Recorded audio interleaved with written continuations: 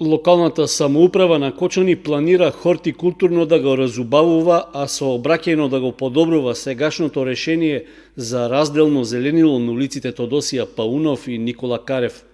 За таа намена ќе потроши околу 1,5 милион денари, при што ќе се отстрани постојната метална ограда, а на нејзино место ќе бидат изградени подигнати бетонски жардинери.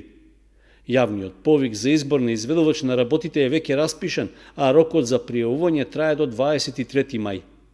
Тоа значи дека изградбата на жардинерите и уредувањето на просторот се очекува да се реализира во текот на летниот период.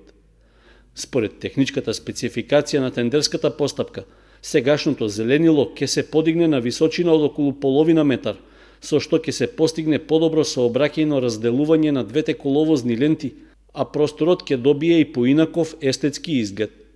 Вкупната должина на која ќе се работи е 720 метри, а широчината на просторот меѓу бетонските жардинери ќе биде 3 метри. Всушност, по нивната изградба се планира тие да се пополнат со земја и да се засадат трева, цвеќе и нискостеблести растенија. Слична изведба веќе е извршена на двојниот мост, па со овие градежни активности целиот простор ќе биде докомплетиран.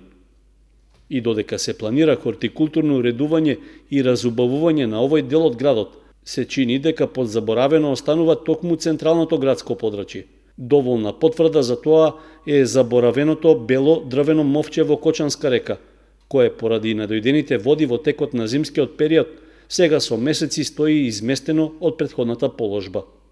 Непознато е дали се планира негово отстранување од коритото на реката или пак враќање на поранешната позиција. Според сегашната состојба, тоа остава грда слика за нашата негрижа. Затоа граѓаните и очекуваат брза реакција на надлежните од комуналното претпријатие.